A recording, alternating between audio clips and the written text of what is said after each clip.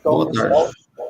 oficialmente, boa tarde. A partir de agora, nossa reunião está sendo gravada, nossa aula. Na aula passada, a gente começou nos apresentando e o Anilton não estava presente. Aí, então, não sei se vocês já conhecem o Anilton, então eu gostaria que ele se apresentasse para a turma também. Então, basicamente, Anilton, falar quem é o seu orientador, sua formação, o tema da sua pesquisa e qual que é o seu interesse na disciplina. Boa tarde, pessoal, tudo bem? Meu nome é Newton, acho que alguns já me conhecem devido a outras disciplinas que a gente cursou. Não sei se vocês conhecem, mas meu orientador é o professor Júlio. Eu estou estudando painéis, materiais com propriedades de absorção sonoras para fazer painéis de tratamento acústico em ambientes fechados. Aí meu interesse aqui na disciplina como é uma disciplina voltada a materiais, poder entender melhor os materiais, constituição, a parte física, químico-física dos materiais. E estou com convicção que a disciplina vai me auxiliar bastante na escrita dos trabalhos, na escrita dos relatórios e até na finalização dos trabalhos. Bom, a princípio é isso aí. Bom, beleza. Obrigado, Newton. Então, é isso, pessoal. Bom, na última aula, a gente combinou que vocês iriam montar uma apresentação, né, sobre... A gente viu uma breve introdução, né, do mundo dos materiais, sobre o mundo dos materiais, e classificamos os materiais e falamos um pouco sobre a estrutura deles.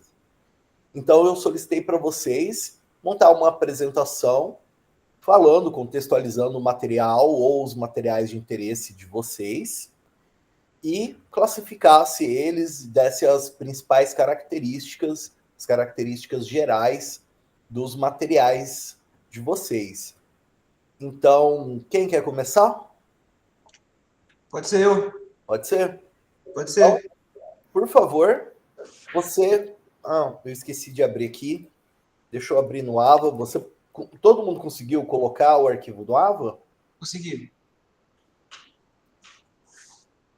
Então, deixa eu abrir aqui, porque eu vou assistindo e já vou anotando o Ava. Aí eu posso compartilhar a tela aqui do meu computador? Sim, por favor. Tá.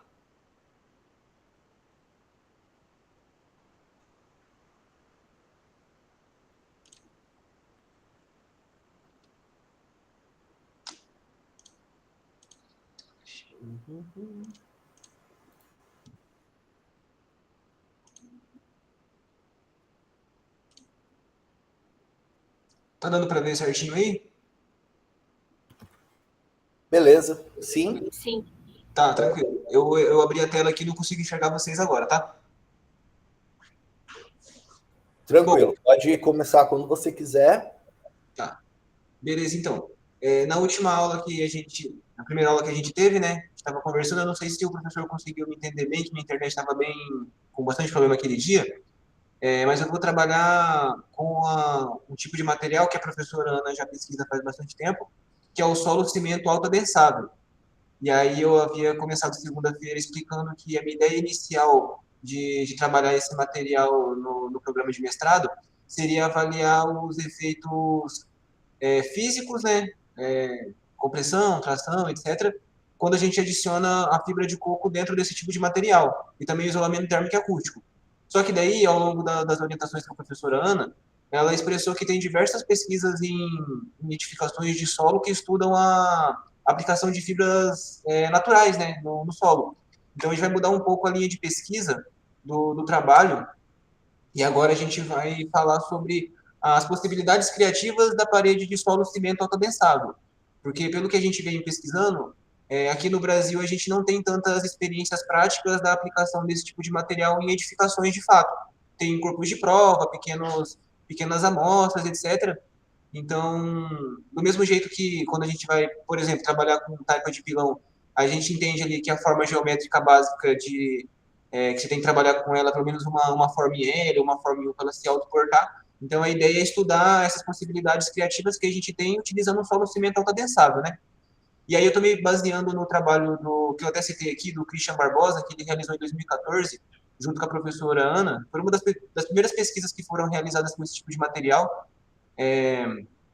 Então, a característica desse material, basicamente, é ser semelhante a um cimento, a um concreto autoadensável. E quando a gente trabalha com edificações de terra, nesse sistema construtivo baseados em terra, normalmente a gente faz aquela massa que ela vira como se fosse uma farofa. E aí a gente pila ela dentro de uma forma, no caso da taipa de pilão, ou no caso da taipa de mão a gente molda ela na parede, etc. Então ela tem essa consistência. E aí a ideia do solo cimento autoadensável é fazer com que esse material, que ele é baseado na terra, ele esteja em um estado fluido, que você consiga fazer uma forma e derramar ele dentro dessa forma e sem ter a necessidade de utilizar um adensamento mecânico, seja o vibrador ou seja um pilão, algo assim. Então a ideia é derramar na forma, quando ele secar, ele tá o material intacto, como a gente tem de experiência, né, que é o concreto semelhante ao concreto autoadensável. Então basicamente essa que é a característica geral desse material. Então, quando a gente fala de solo cimento autoadensável, basicamente ele é formado por 4 componentes, né? Primeiro o solo, o cimento, e aí depois aditivos superplastificantes à base de policarboxilatos, que é os aditivos que o Barbosa, né, estudou na avaliação que ele fez lá em 2014, que é o que eu estou me baseando, e também tem a água que vai dar essa textura do material. Então, basicamente, são 3 materiais que a gente consegue classificar ali de acordo com as classificações que o professor passou na última aula, das classes clássicas. Então, o solo ele é da classe dos materiais cerâmicos, o cimento ele também é da classe dos materiais cerâmicos, e aí os aditivos superplastificantes da base de policarboxilatos, eles são da classe dos materiais poliméricos. Até adianto o professor, acho que é uma questão também do nosso amigo aí, que ele é físico, né? Que uma vez ele comentou na aula, que a química é uma coisa muito abstrata para mim. Eu passei no ensino médio por ela e eu não me recordo de muita coisa. Porque, não sei, muito abstrato para mim saber como as coisas se compõem, como elas se transformam, etc. Então, até comentei com a Natália hoje que provavelmente eu vou ter um pouquinho de dificuldade na disciplina, mas a ideia justamente é evoluir nesse formato, porque minha pesquisa pede isso, né? Então, quando eu fui pesquisar sobre a água, em qual classe de material ela se encaixaria, na verdade, eu descobri que ela não se encaixa em nenhuma classe, né? Nem das classes clássicas que o professor passou para a gente, né? Aquelas 3, e nem na polimérica ou na classe avançada. E aí ela trata-se de uma substância molecular inorgânica. Então, é isso que eu consegui na minha pesquisa.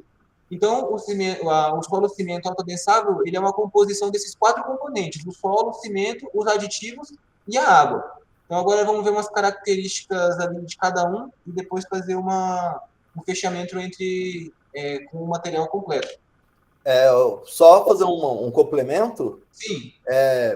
Na aula passada, né, eu falei das 3 classes, mas eu falei que existem exceções. Uhum. E a água é das substâncias exceções.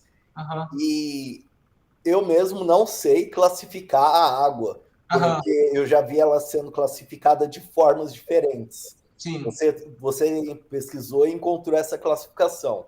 Uhum. Mas ela não eu acho que não é consenso, tá?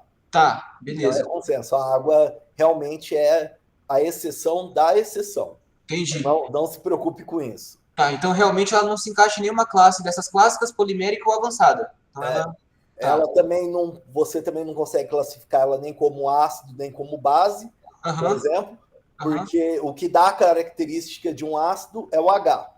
Tá. O que dá a característica de uma base é o OH. E o que é água? H com OH, que é H2O. Então, entende? Então, ela é exceção de todas as exceções. Tá, Então, maravilha, então. fica tranquilo. Fechou. Então, agora a gente, só para destrinchar ali desses 3 elementos primários aqui, né? O solo, o cimento e o aditivo, ver umas características básicas entre eles, depois fazer uma correlação. Então, em relação ao solo, o solo ele é formado por uma mistura heterogênea de materiais, né?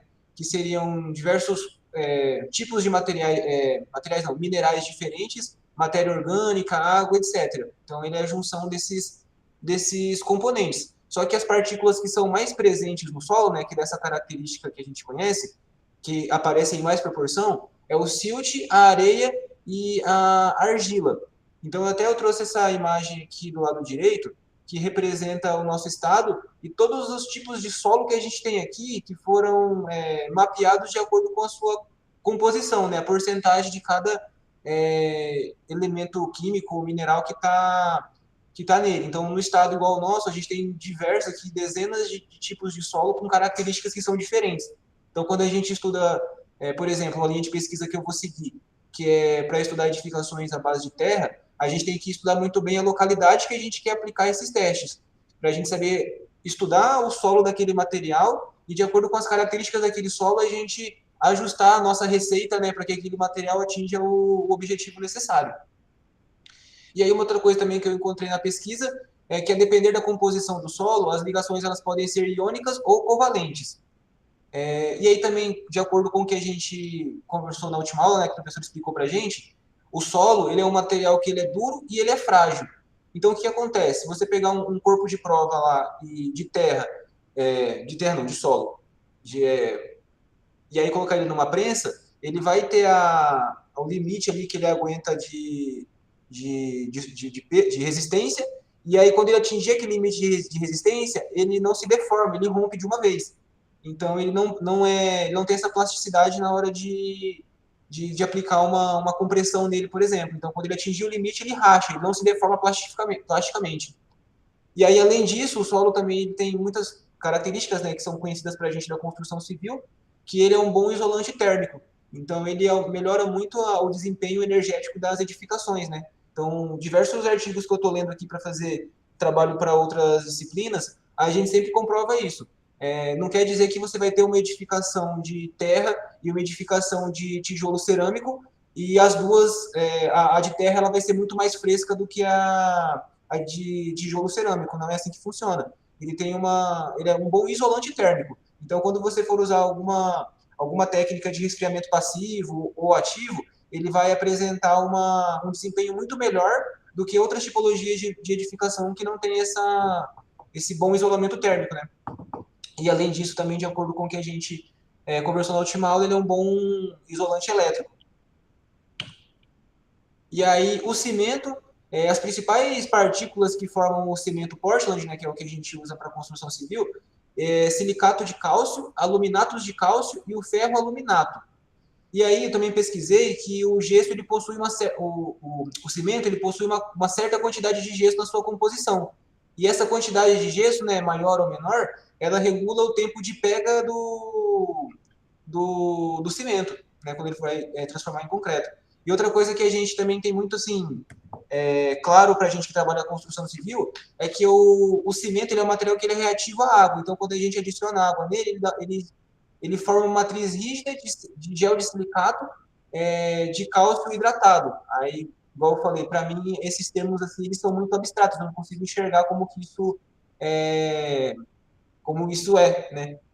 E também esse é um material que ele tem muita resistência à compressão depois que a gente hidrata ele, né? Então ele vem em formato de pó. Então quando a gente mistura ele com a água, ele faz ele tem essa reação, né, com a água que transforma ele numa matriz de gel de silicato de cálcio hidratado. E aí após essa certa quantidade de água, ele ficou reativo quando ele seca, ele possui uma grande resistência à compressão. Por isso que ele é muito, assim, usado em 90% das edificações que a gente conhece aqui na nossa região. Porém, apesar dele ser muito resistente à compressão, ele possui baixa resistência à tração. Então, por isso que a gente trabalha o cimento, o concreto, né, majoritariamente de forma armada. Então, a gente coloca o ferro lá dentro, que o ferro ele tem muita resistência à tração, para vir nessa falha do concreto, que ele só tem a resistência à compressão e a resistência à tração dele é mais baixa. E também, da mesma forma que a gente observou o solo, o cimento ele se trata de um material que ele é rígido e frágil.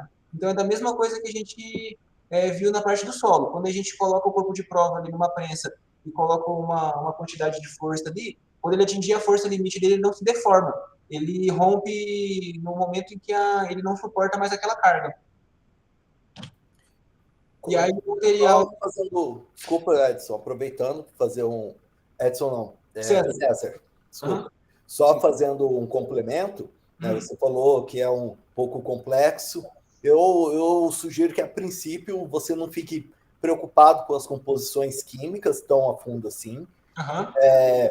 Com o tempo, você vai entendendo um pouco melhor qual é a função de cada composto desses. Uhum. Mas, sim, o cimento Portland, ele é uma mistura de pós. Imagina isso. Uhum. O pó é o silicato de cálcio. O silicato de cálcio é silício com oxigênio e cálcio organizado numa estrutura. Lembra que eu falei na aula passada que existem estruturas? Então, na aula de hoje e na aula de manhã, a gente vai falar um pouco mais sobre essas estruturas.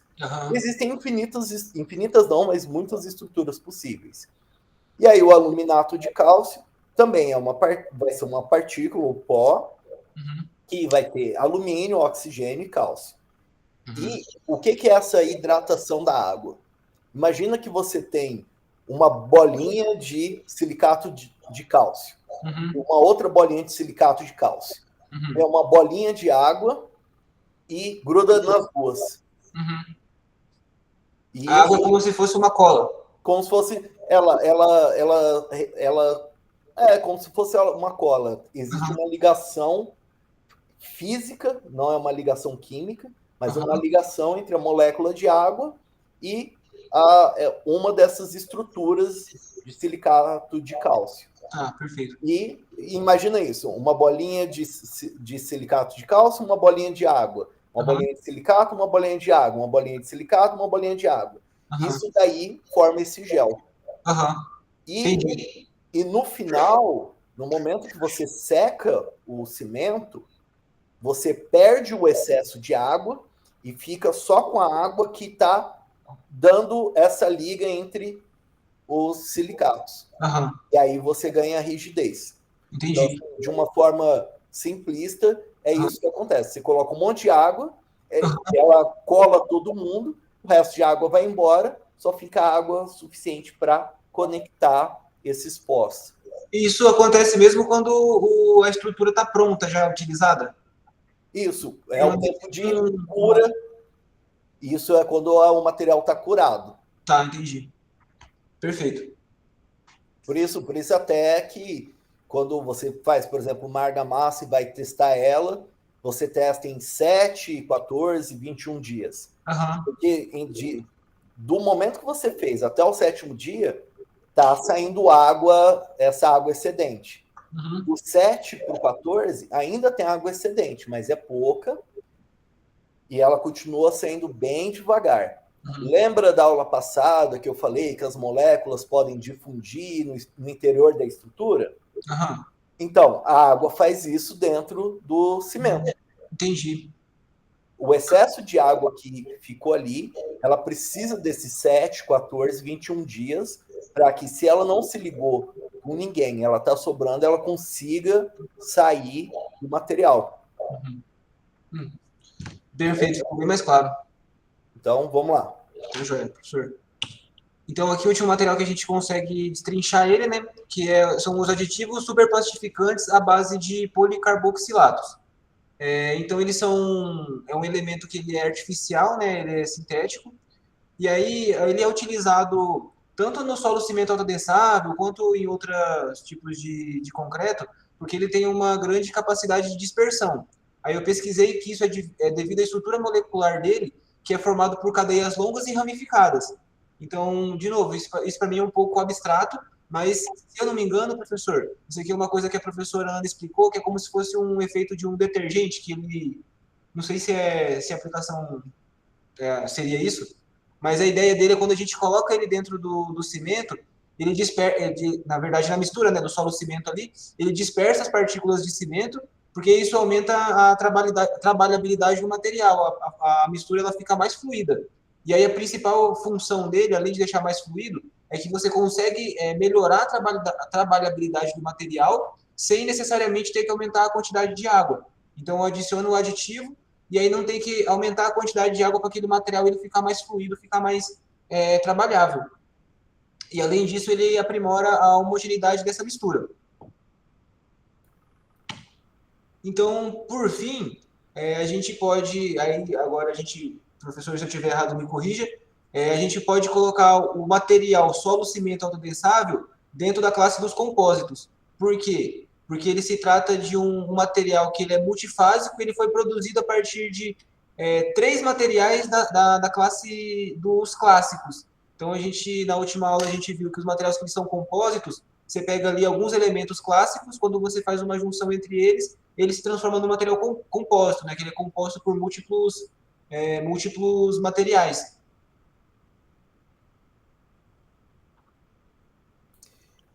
Então, eu entendo que o solo cimento autoadensável, no final, ele acaba se tornando um material cerâmico. Cerâmico, aham. Por quê? Aham. Porque, no final, é aquela história, se você pegar um bloco dele e cortar ao meio, Aham. o que você vê? Quantas fases você vê? Aham. Então, a gente não vê o superplastificante, então, quando isso acontece. Você vê só uma fase. Você Entendi. vê uma mistura de materiais cerâmicos, Aham. só que você não consegue mais distinguir o que é Aham. cimento, o que é solo, o que é superplastificante. Você Entendi. não consegue. Você Aham. vê um material único. Então, Então, no meu entendimento, no final, você tem, mesmo misturando vários materiais, você tem no final um material que é cerâmico. entendi. Então é o que a gente vê mesmo, não é realmente o que está na mistura. Porque, Tá. por exemplo, o vidro. O vidro, ele não é só sílica, é SiO2. Você Uhum. coloca óxido de cálcio, óxido de fósforo, óxido de ferro, é uma mistura de óxidos. Mas você funde tudo e resfria. E aí você tem um vidro. Quando Entendi. você olha para o vidro, você não sabe dizer se tem cálcio ou não, ou quanto de cálcio tem.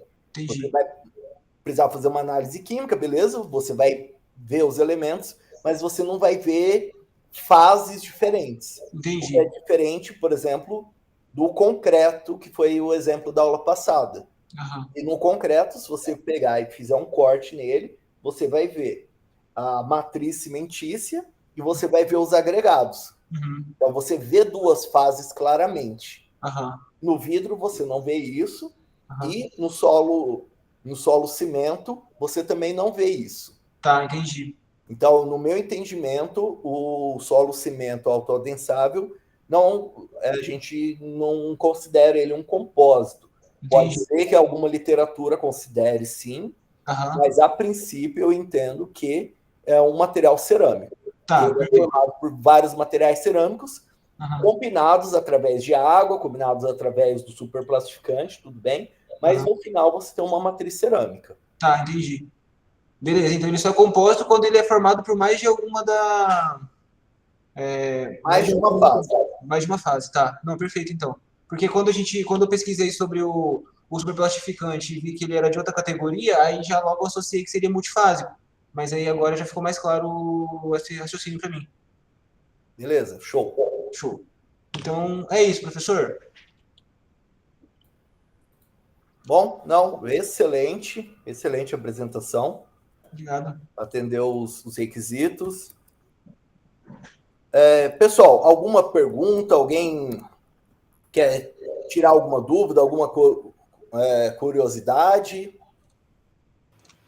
Não, eu acho que a minha apresentação vai ser muito próxima da do César, por, por trabalhar com o Adobe, mas eu também fiquei com esse questionamento, eu até não coloquei na apresentação, essa parte final. O Adobe, ele se encaixa como? Ele se encaixa como um material composto ou ele é cerâmico? Porque, na verdade, ele tem fibras orgânicas dentro dele. para dar um pouco mais de resistência. Então, calma aí, você já está dando spoiler da sua apresentação. Então, faça a sua apresentação e aí a gente vai conversando durante ela. Tá, vou começar então. Deixa eu compartilhar aqui. Deixa eu começar a apresentação. Tá todo mundo vendo? Sim. Tá. Então, eu vou fazer uma breve contextualização do que é o meu tema de TCC e o porquê que eu escolhi estudar hoje sobre o Adobe. O meu tema é a continuação da câmara de resfriamento evaporativo em estrutura de Adobe. O resfriamento evaporativo é uma técnica passiva de climatização, né? Ela utiliza a evaporação da água para reduzir as temperaturas internas. Então, o Adobe ele é um aliado da climatização desse sistema evaporativo passivo, porque ele é poroso, então ele traz essa respirabilidade, essa troca de calor. Um dos princípios do resfriamento evaporativo é o processo de evaporação, a troca de calor latente, né? Então, a gente tem a absorção da água através do Adobe, por ser poroso, a exposição do calor do sol, que ajuda no processo de evaporação, a evaporação por conta do calor latente das superfícies, a troca de calor, e tudo isso combinado dá o resfriamento do ambiente, um resfriamento significativo em determinados climas. A gente tem que levar em consideração isso, porque não são todos os climas que ele funciona. Ideal para climas secos. A aplicação das práticas da edificação, ela é uma prática passiva já vernacular, né? Desde muito tempo isso é aplicado. Então, a gente tem vários outros meios de fazer esse processo de evaporação nas edificações, por meio do gotejamento, por meio de elementos aquáticos, como aqueles pátios internos que tem espelho d'água, ou fontes, isso é muito comum lá no Mediterrâneo. E as torres de vento, também conhecidas como duto canadense, não sei se alguém já ouviu falar, que são dutos na edificação que eles colocam, escavado e colocam um material gelado, uma bacia de água, gelo, enfim, uma lâmina de água, para que o ar que entre por ali passe por um resfriamento também, é uma troca de calor latente para dentro da edificação. E aí algumas vantagens disso é que tem baixo impacto ambiental, a redução de consumo energético, um material é um sistema fácil de ser aplicado, ele funciona muito bem em climas secos, em locais específicos, não é em todo lugar que dá para ser usada essa técnica. Ele propõe conforto térmico por conta da umidificação e da estabilidade. E a gestão hídrica também é um ponto que a gente precisa ver em projeto, que como vai ser esse sistema de gotejamento e uso da água. O reuso das águas, dá para usar águas cinzas, enfim, captação de chuva. Por conta disso, eu escolhi pesquisar o solo, na verdade, a terra enquanto material construtivo, né? Como o César já abordou, a nossa apresentação vai ficar muito próxima, assim, repetida algumas coisas. O solo, ele é composto por diversas matérias orgânicas, minerais, enfim. Só que o que é mais presente na composição dele, que a gente consegue sempre chegar em unanimidade de bibliografias, é a composição clássica dele de areia, silt e argila. É o que é mais presente nele. Ele pertence, o solo, com essa classificação, a gente consegue classificar ele como cerâmica. E o adobe, ele é solo com uma fibra orgânica de folha, enfim, o que tiver de disponibilidade na região em que isso vai ser feito.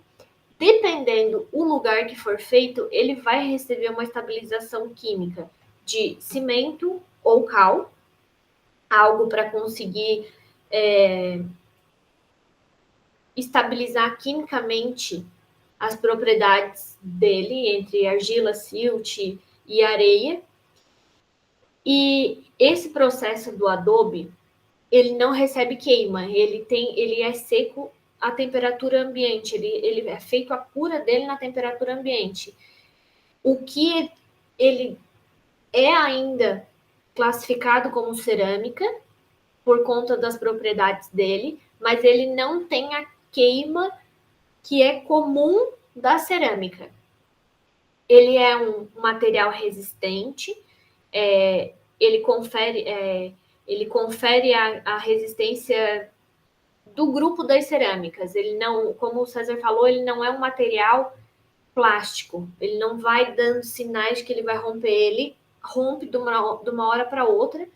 Não é um material super resistente enquanto comparado ao concreto, mas ele tem sim uma resistência necessária para as construções.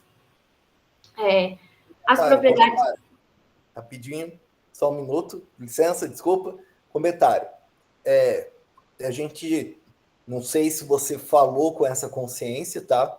Mas a gente tem que tomar um pouquinho de cuidado, porque quando a gente fala material cerâmico, a gente está falando de uma classe de materiais que se comportam daquela forma com que a gente disse. Ligações, em casos gerais, ligações iônicas, formados por elementos metálicos e elementos não metálicos. Isso. Só que no nosso dia a dia, quando a gente fala de material cerâmico, o que vem na nossa cabeça geralmente? Um tijolo de cerâmica, uma telha cerâmica, né? Então, quando a gente fala, tem que tomar um pouco de cuidado para não confundir essas duas terminologias cerâmica. Ora a gente está falando da classe, ora a gente está falando das cerâmicas chamadas tradicionais, que são essas cerâmicas utilizadas em telhas e etc. E aí você me levanta uma dúvida. A grande diferença, então, entre o adobe e o solo cimento, eles têm a composição química similar, mas a diferença é que o adobe, para ser adobe, precisa ter alguma fibra. É que assim, ele não é só a terra na forma, com uma pressão de compactação pequena ali e deixa secar. Ele precisa ter essa fibra para ajudar na compressão dele, porque senão ele também não funciona direito. Por isso, de alguns lugares, eles colocaram a estabilização química e tirar a fibra. Varia muito de lugar para lugar e pontos que está sendo trabalhado. O mais comum é o solo junto com fibra. Certo, então pode ser que às vezes eu encontre em algum caso, o pessoal chame de adobe, mas é, entre aspas, a mesma coisa que solo cimento. Exatamente. Mas se tiver fibra, é adobe, não é somente solo cimento. Exato, ele é um adobe também. Ele é um composto. Uhum. Beleza. Pode falar. Tá. Não, quer dizer, alguém levantou a mão. Alguém quer falar? César? Microfone? Aqui, liguei. Será que não é por conta da tipologia, do formato que ele é classificado como Adobe? Porque ele tem como se fosse uma alvenaria, né? Ele é um bloquinho. Ele é classificado como Adobe por conta da tipologia dele ser um bloco, a forma que ele é feito, que ele é seco naturalmente, com uma pequena compressão, mas ele vai ter ou fibra ou não. Então, assim, cada adobe tem que ser estudada a composição dele, porque alguns é solo cimento e alguns é adobe lá dos primórdios, sem adição nenhuma de química estabilizante. Joia. Um dos grandes desafios aí, né, do trabalho de vocês dois, né, é justo o César mostrou um gráfico, aquele mapa, né? Ele é muito interessante, muito importante. E ele é digamos assim, um grande problema por conta da heterogeneidade dos materiais. Então, uma das dificuldades, acredito eu, de aplicação em larga escala é justo essa. Você acabou de falar. Às vezes é adicionado outros materiais para que a composição química fique adequada. Mas essa adição de material aqui em Campo Grande talvez não seja mesmo em Dourados. Não. Então, tem que ela fazer varia. tudo. Exatamente. Ele varia de lugar para lugar, então por isso que tem que ser estudada a região que tu vai aplicar o projeto. Ideal, né? No mundo ideal é a gente fazer um ensaio, ver quais as propriedades, né? Mas a gente sabe que isso nem sempre acontece quando vai ser feita uma intervenção no local. Então, vai ter que ser em métodos empíricos, às vezes. E aí isso dificulta a difusão, né, da ideia de aplicação em larga escala. Da metodologia ser replicada, né? Isso. Porque, beleza, você, Natália, encontrou uma composição aqui excelente, custo baixíssimo, fácil de fazer, fácil de fabricar. Aí chega, sei lá, 100 quilômetros daqui, não funciona. Pode não funcionar, né? Exato. Então, isso é o grande desafio dessa pesquisa. Mas excelente. Pode continuar.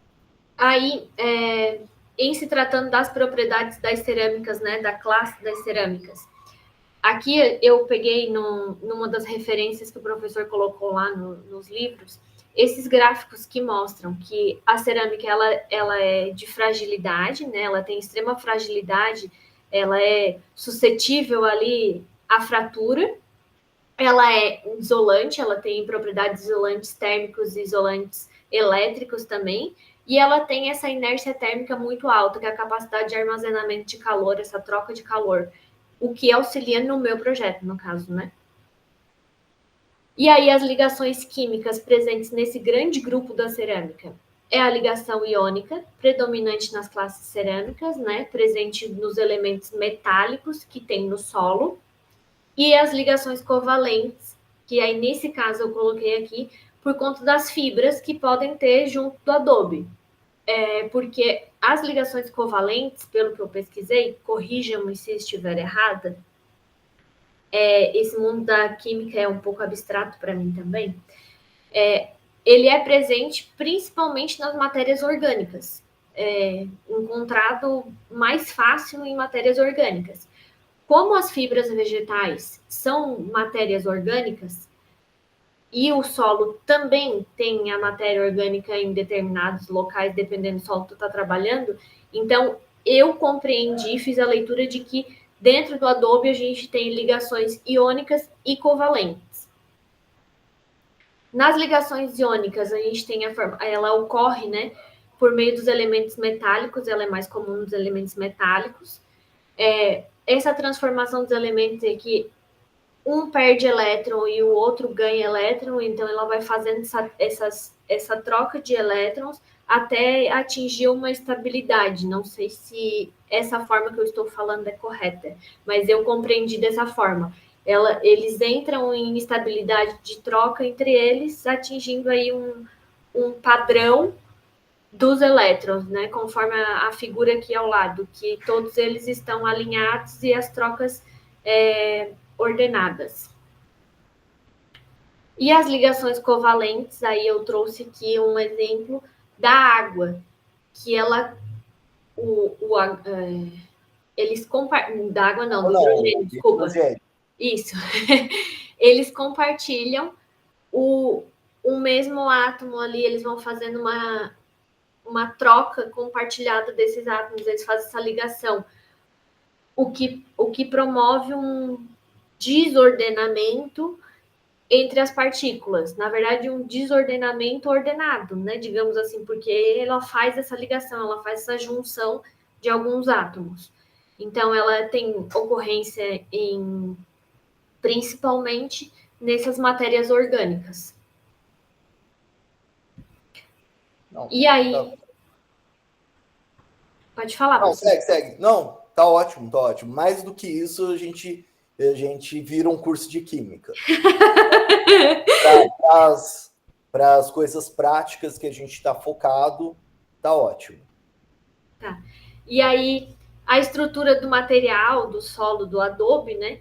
Eu penso que é uma composição mista, porque o solo, além dos materiais diversos, ainda tem a adição das fibras vegetais, e ele resulta numa estrutura cristalina e amorfas combinadas, porque as estruturas amorfas acontecem principalmente nas ligações covalentes, né? Ou estou errada, professor? A E estrutura amorfa pode acontecer tanto em estrutura que é iônica, quanto na estrutura covalente. Nesse caso, mais na matéria orgânica. Então, a matéria orgânica dá essa característica mais amorfa na estrutura. Então, como é uma mistura de materiais, você tem uma estrutura cristalina ligado a outra estrutura cristalina por uma rede amorfa, por uma parte amorfa. Mas se você pegar esse material aí, tá, e levar, já tô contando o tópico da próxima aula, já estou estragando aqui. Mas se você pegar esse material, boa parte dele você vai ver que é cristalino. Boa parte dele, a maior parte dele vai ser cristalino. E isso, na verdade, a gente vai descobrir no próximo trabalho. Tá? Realmente eu fiquei bastante em dúvida nisso, se era cristalino ou se era amorfo. Assim, eu pesquisei, mas fiquei, meu Deus, não é? Ele é uma estrutura mista, ele não é uma estrutura mista, ele é composto, porque se tu quebrar o adobe, tu vai enxergar as fibras. Eu fiquei um pouco confusa. Sim, mas isso é verdade. Ele vai ter parte cristalina e parte amorfa misturada. Bem provável que é isso que você vai encontrar quando a gente vai fazer essa pesquisa. Quando a gente for olhar o material, justamente por esses motivos que você está explanando. Ok. Beleza. Então, aí a gente entra numa composição mista, que tem solo, os minerais e as fibras vegetais, combinando aí estruturas cristalinas, que são os minerais argilosos, as partículas de areia, o silt, que provém do quartzo, muito provavelmente, que também é uma estrutura cristalina, e a estrutura amorfa, que vem aí das matérias orgânicas, dos complexos úmicos, que são humus diversos, e materiais não cristalizados também que podem ter, né, na natureza, no solo, enfim, aqui a estrutura amorfa como um todo, como ela aparece. E aí aqui algumas referências que eu utilizei para fazer esse trabalho. É isso, professor. Assim, eu acho que eu consegui compreender mais palpável a aula passada com essa pesquisa. Que ótimo. Ótimo. Não, sua apresentação foi muito boa. Alguém tem alguma pergunta, alguma dúvida, alguma curiosidade, alguma contribuição? Não, foi ótimo, você atendeu os requisitos, a apresentação muito boa, Natália, parabéns. Obrigada. E agora, Edson ou Anilton, quem é o nosso próximo voluntário? Pode ser eu. Então vamos lá, Newton, compartilha sua tela com a gente, por gentileza.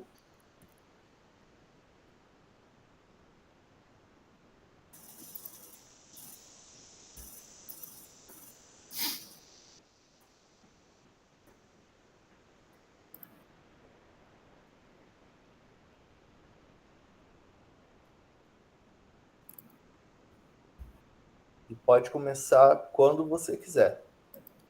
Tá, deixa eu só colocar aqui.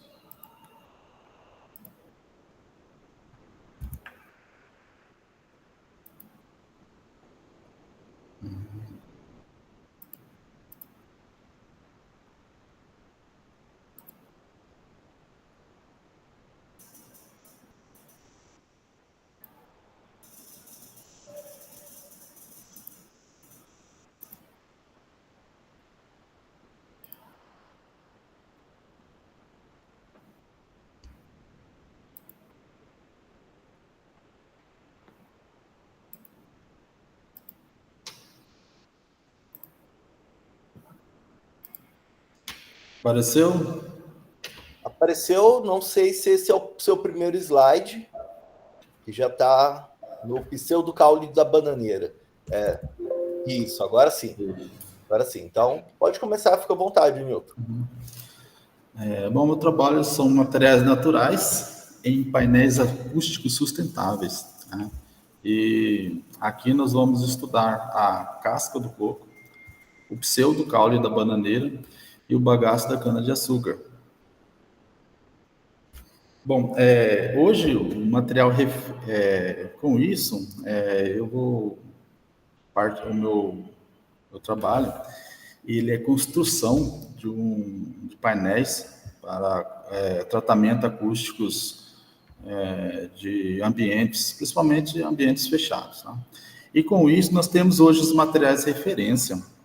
Um dos nossos materiais de referência é a espuma de poliuretano, ou seja, ela constitui os nossos painéis. Tá? E com isso, devido aos materiais que constituem o poliuretano, ela nos causa preocupações ambientais, devido à origem desses materiais. Então, ele é um derivado de petróleo, com isso, ele não é biodegradável e também libera gases tóxicos no seu processo de produção. Tá? Mas, em contrapartida também, temos os resíduos agrícolas. Eles também vêm sendo estudados como sendo biopolímeros naturais. Tá? E aqui no nosso estado, nós temos em abundância esses materiais, devido ao seu estado do agro. Né? Então, dentro desses materiais, eu posso destacar a casca do coco, o pseudo-caule da bananeira e o bagaço da cana-de-açúcar. Ela tem propriedades que pode substituir parcialmente esses compostos, principalmente os vindo dos derivados do petróleo. Bom, o que é um biopolímero? Tendo em vista que as fibras, eu pretendo trabalhar com as fibras naturais, ela se encaixa como na classe dos biopolímeros. E o que seria esse biopolímero? São polímeros naturais produzidos por organismos vivos. Tá? E eles também são formados por cadeias de monômeros, como polímero sintético, mas tem origem biológica e renovável. Os monômeros aqui seriam essas moléculas, seriam moléculas pequenas, que tem facilidade de fazer ligações, tá? E a partir de uma quantidade de ligações, essa molécula vai ficando denominada moléculas grandes até elas ter a característica do biopolímero. Tá? E elas têm, aqui nós temos, a cada molécula dessa, fazem ligações covalentes, são aquelas ligações onde eles compartilham elétrons. Tá? Então, a partir do momento que eu tenho uma cadeia grande com vários monômeros, eu tenho o biopolímero. E é engraçado também que esta molécula em si, ela é uma molécula orgânica, mas ela se comporta como, na estrutura em si dos biopolímeros, ela se comporta como se fosse um material cristalino, porque por mais que eu tenha aqui moléculas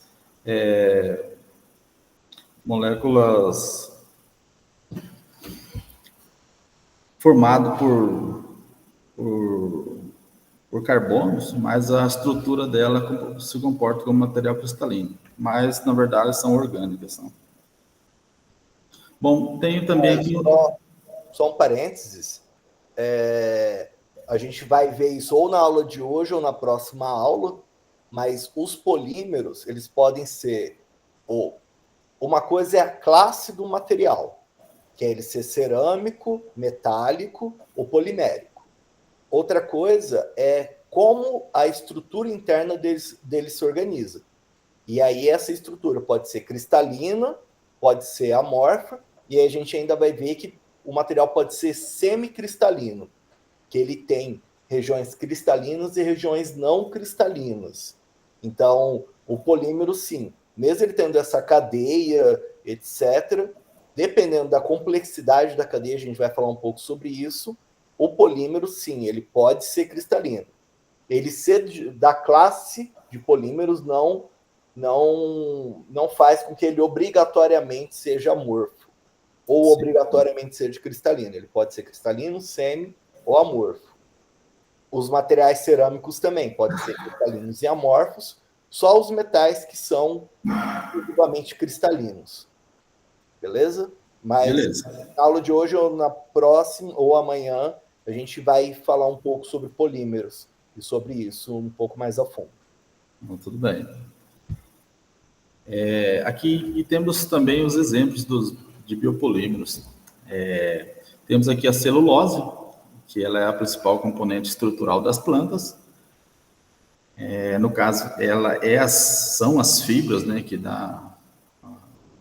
faz com que gere essa estrutura. Temos a hemicelulose, que são polissacarídeos, e ele atua como cola entre essas fibras, ou no caso, entre as fibras de celulose. E também temos a lignina, são polímeros aromáticos e também responsável pela rigidez das células vegetais. Bom, a partir dessas definições, aqui entra as propriedades químicas e físicas dos materiais estudados. Então, vamos começar aqui pela casca do coco. Ela é um subproduto. A casca do coco, para a gente, seria um subproduto. No caso, as indústrias, elas têm interesse na água. E, no nosso caso, ele está como um subproduto. E, tendo em vista que na casca temos as fibras, que elas têm uma certa resistência, têm um certo tamanho, são consideradas fibras longas. Ela também tem elevado potencial de reaproveitamento. Ela é muito usada em estofados, tá? E a sua composição química, ela é composta aproximadamente de 35% a 45% de celulose, entre 20% e 25% de hemicelulose e entre 40% a 45% de lignina. E extrativos e ceras, que são materiais, são substâncias que não fazem parte da estrutura básica, que é a celulose, a hemicelulose e a lignina.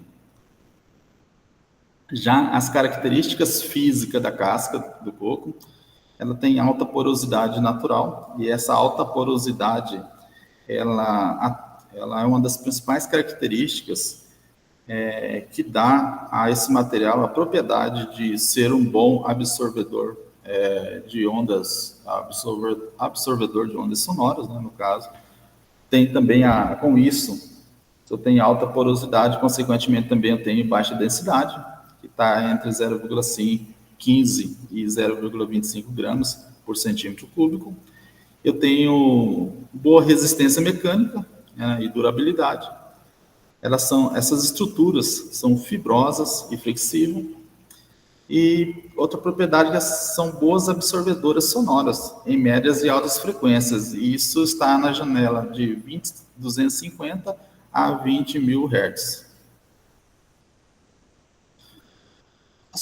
O segundo material seria o pseudocaule da bananeira.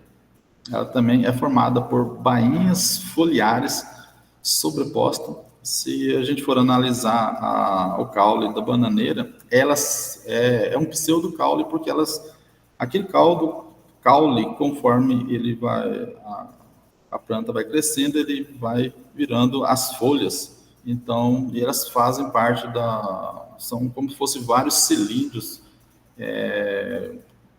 um ligado ao outro, que no final vira as folhas. Então, a composição química dela, de celulose entre 30% e 40%, hemicelulose entre 25% e 30%, a lignina está entre 10% e 15%, e ela também tem uma alta umidade, que está entre aproximadamente 80% e 90%.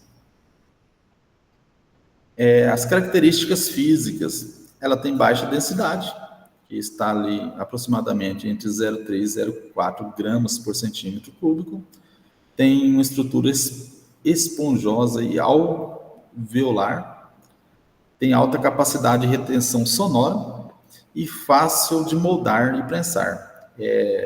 Também é aplicável em compósitos ecológicos.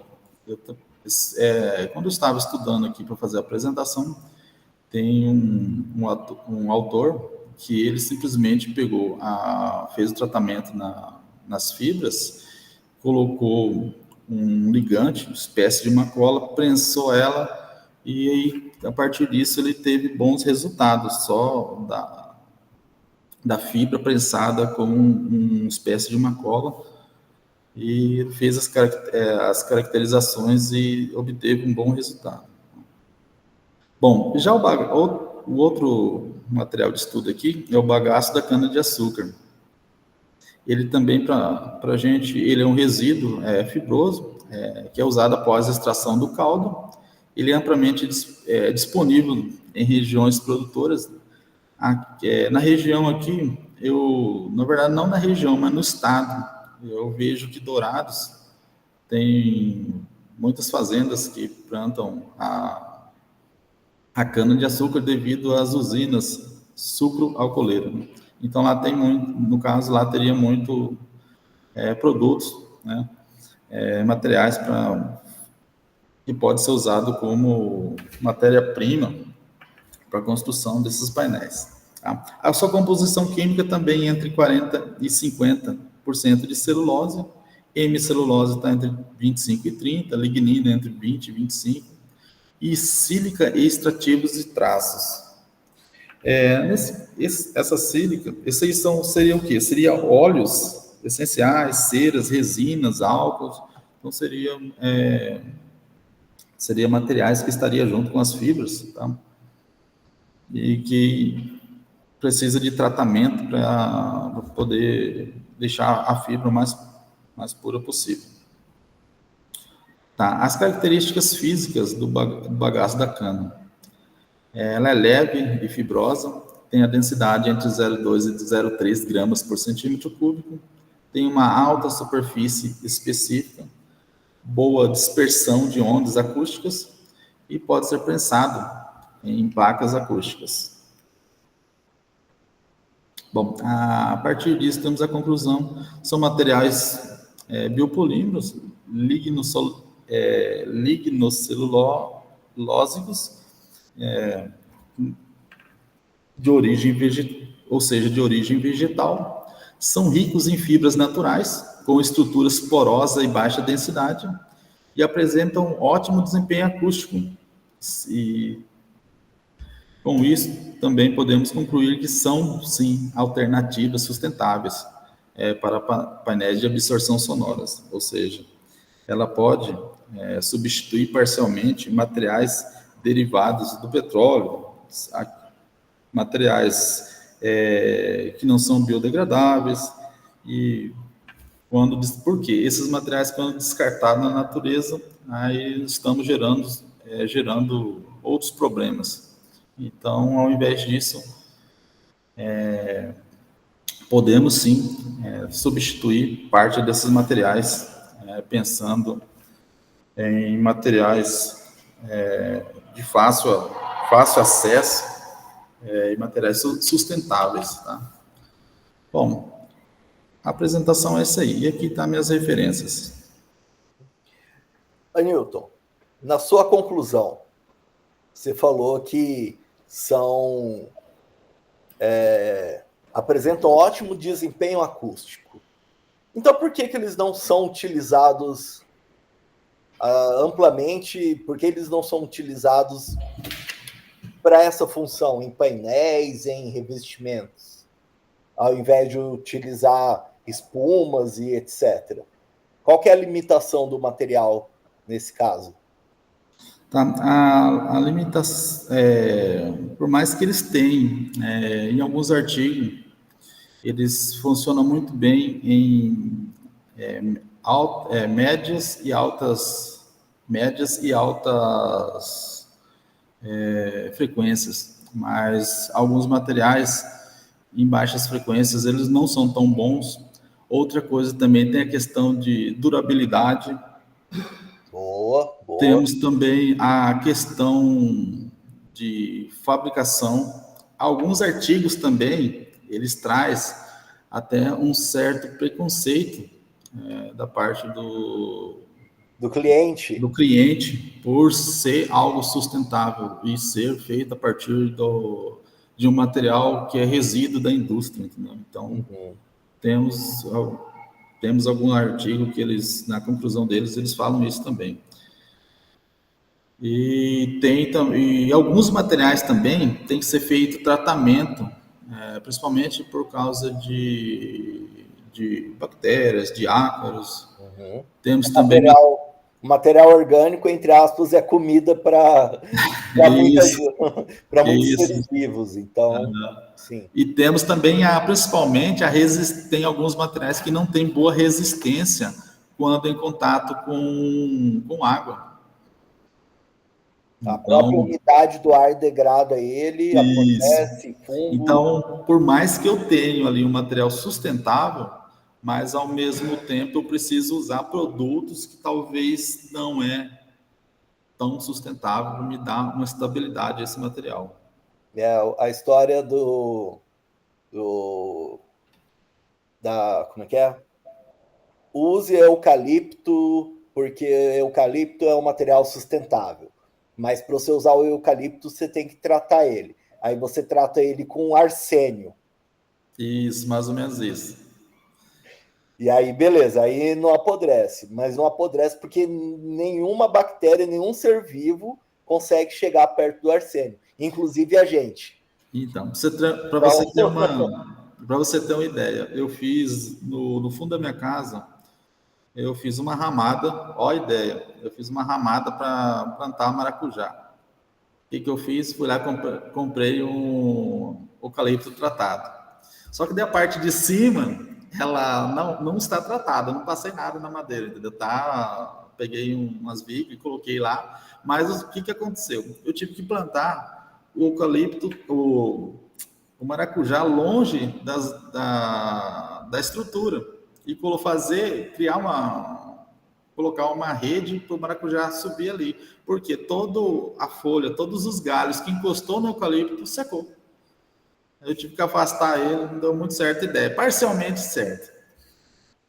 Então, muito provavelmente por conta do produto químico utilizado. Isso.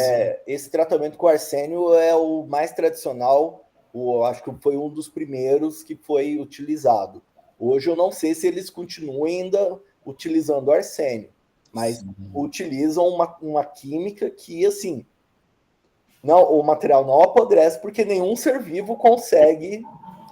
Então, e já teve casos de pessoas que foi envenenada com arsênio. Porque a pessoa vai fazer um churrasco, sem saber, pega aqueles restos de madeira tratada, do eucalipto tratado, com isso o material ali que é nocivo à nossa saúde, ele evapora e vai parar na carne. O cara vai comer e com o tempo ele está ali. Exatamente. Tá envenenado. Exatamente. Fumaça super tóxica. Extremamente perigoso. Então, a gente que fala muito sobre sustentabilidade, materiais mais sustentáveis, a gente tem que tomar bastante atenção em como muitas vezes esses materiais são divulgados. Às vezes esse sustentável não é tão sustentável assim, ou não é tão saudável assim.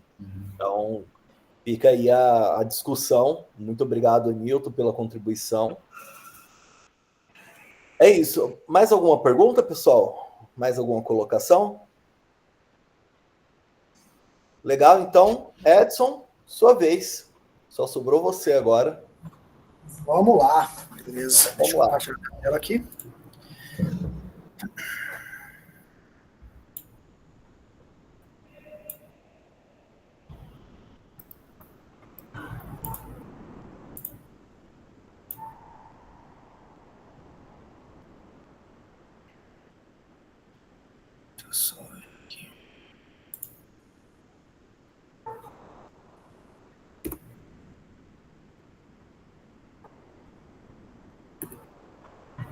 Aparecendo para vocês aí? Não está em tela cheia, tá? A gente está na tela do computador, né? PowerPoint. Deixa eu voltar aqui, então. Eu acho que primeiro você tem que mandar colocar... Você está com 2 telas? 2 telas, aham. Primeiro você coloca em modo apresentação, aí depois você vai no Google Meet e seleciona a tela que está a apresentação. Deixa eu colocar uma apresentação aqui. Ela vai para as 2. Peraí, deixa eu tirar. Então eu vou ter que tirar uma tela que não vai me ajudar mesmo.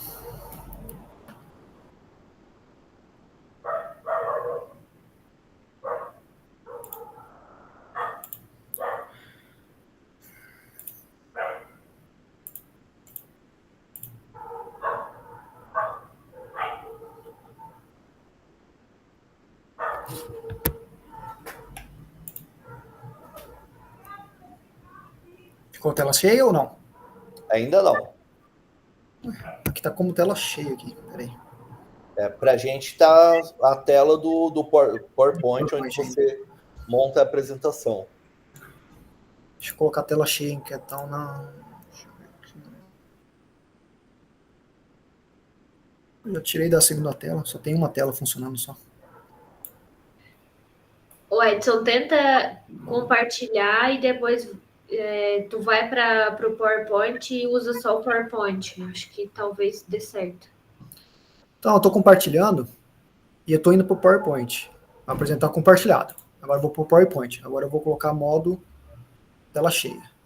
F5. Na minha aparece como tela cheia aqui para mim. Eu não estou... Então, vai no Google Meet, descompartilha a tela. Para compartilhamento. Isso. Aí você vai em compartilhar tela. Aí vai ter lá janela. Aí deve estar a janela, 2 janelas de PowerPoint. Uma que é o PowerPoint, outra que é a apresentação. Ou só se eu compartilhar a tela inteira, né? Pode ser também a tela cheia. E aí vai compartilhar exatamente o que você está vendo. Vamos ver se dessa maneira funciona. Pronto, agora foi. Agora foi? Maravilha. Então tá. O meu tema do projeto, ele está voltado mais para conforto ambiental dos usuários.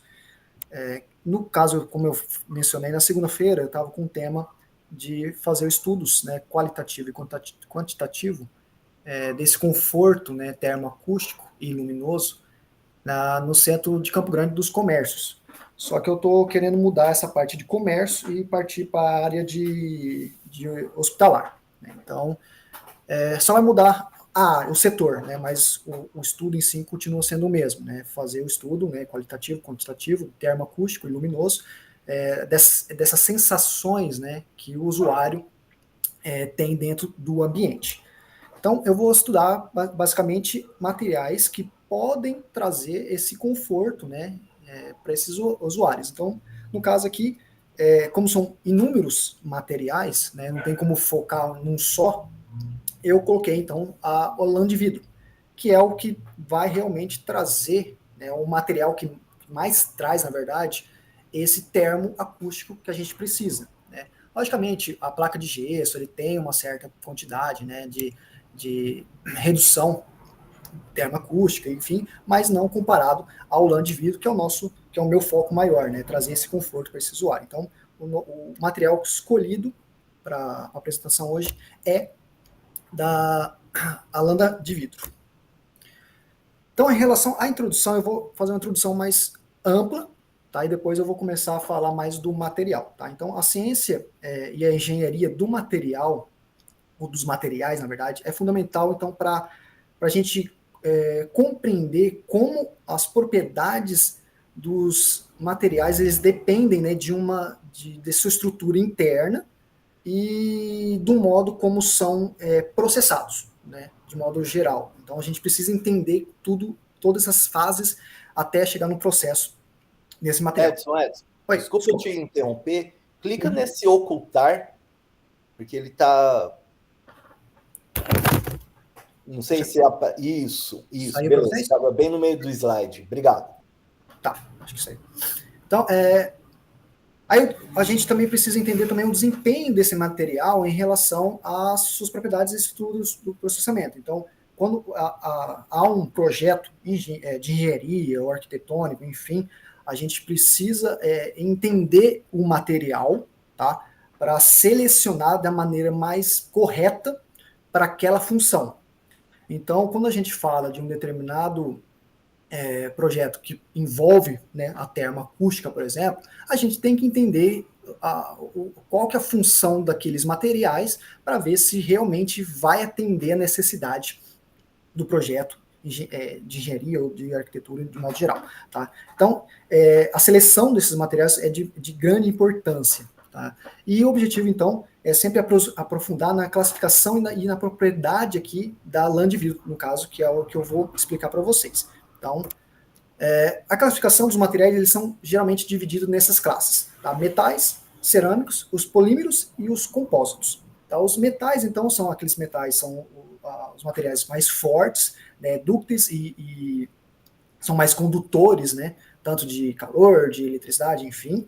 Já os cerâmicos, eles são mais duros e são mais refratários, né, ideais para essas altas temperaturas, né? Então, por exemplo, quando você vai fazer uma churrasqueira, você coloca tijolinho refratário, que é para absorver ou não transpassar esse calor para fora. Tá?